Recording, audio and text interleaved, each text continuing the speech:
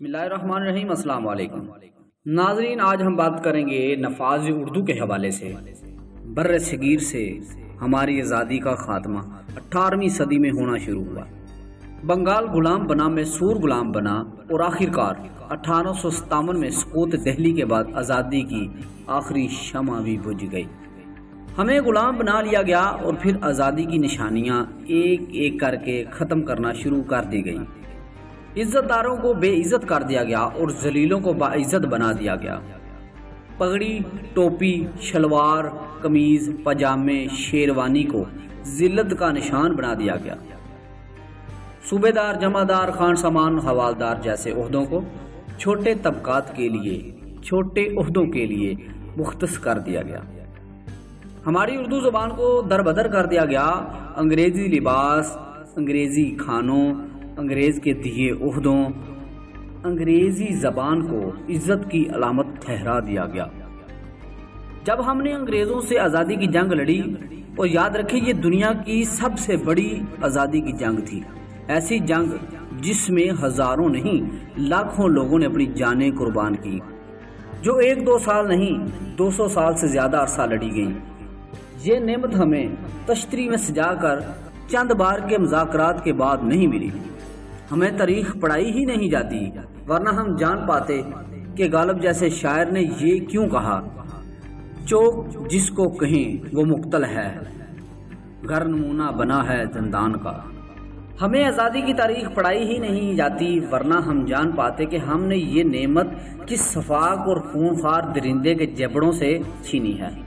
بھاگ بھاگ کر لندن اور نیو یارک جانے کی بجائے، ان کے تعلیمی اداروں اور ہسپتالوں کو ترقی دینے کی بجائے، ان کی صنعت اور زراعت کو ترقی دینے کی بجائے اپنے ملک کو، اس کے اداروں کو ترقی دیتے ہیں۔ جنہوں نے ہماری آزادی کو ختم کیا، پامال کیا، ہماری اخلاقی قدروں کو تہس نہس کیا، ہمارے عزت داروں کو ذلیل کیا، ہمیں 200 سال تک غلام رکھا، ان کی طرف دیکھنے کی بجائے، ان سے مدد حاصل کرنے کی بجائے اپنی طرف دیکھتے، اپنے پاؤں پر کھڑا ہوتے۔ یہ کیسے سوچ لیا گیا؟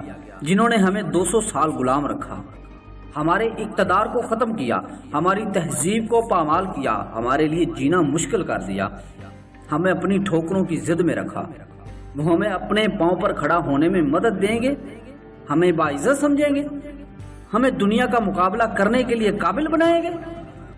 ہم جب آزاد ہوئے ہم ترقی پذیر تھے، آج ہم پسماندہ ہیں۔ یہ ہے ہماری ترقی معکوس۔ یہ اس وقت جب ہمارے حکمرانوں کو دن رات یہ ثابت کرنا پڑتا ہے کہ ہم اب بھی ان کے غلام ہیں، ان کی پالیسیوں پر عمل کر رہے ہیں، ان کے دیے قرضوں سے ملک چلا رہے ہیں، اسلحے اور سامان جنگ کے لیے ان کی طرف دیکھ رہے ہیں، تعلیم کے لیے ان سے مدد مانگتے ہیں۔ یاد رکھیں، پنجاب کا محکمہ تعلیم سارے کا سارا غیر ملکی امداد پر چل رہا ہے۔ ان کی پالیسیاں، ان کے منصوبے، ان کا نظام، ان کا نصاب، ان کا ہی طریقہ تعلیم ہے۔ صحت کے لیے ان کے ہی مرہون منت۔ اس طرح تو ترقی نہیں کی جا سکتی، اس طرح ہم کبھی خوشحال نہیں ہو سکتے، اس طرح تو جیا نہیں جاتا۔ محض یہی معاملہ نہیں ہے، یہ میری عزت اور خودداری کا بھی معاملہ ہے۔ کیا میں اپنے گھر کے معاملات کسی سے پوچھ کر چلا سکتا ہوں؟ کیا میں اپنے کاروبار کے معاملات کسی کی رہنمائی میں طے کر سکتا ہوں؟ کیا میں اپنے بچوں کی تعلیم اور دیگر معاملات کے لیے کسی کا پابند ہو سکتا ہوں؟ اول تو میں ایسا کبھی نہیں کروں گا، اور اگر کروں تو کیا کوئی مجھے آزاد اور خود مختار سمجھے گا؟ بس اتنی سی بات ہے۔ میری عزت اور خودداری مجھے اجازت نہیں دیتی کہ میں خود کو انگریز کا غلام سمجھوں، انگریزی کا غلام سمجھوں۔ میں نے تو اپنے آپ کو آزاد رکھا ہوا ہے، آزاد سمجھا ہوا ہے۔ میری قوم کب خود کو اس مصیبت سے آزاد کرے گی، خود کو آزاد سمجھے گی، دنیا کا ایک باوقار، خود مختار اور خوددار قوم کی طرح سامنا کرے گی؟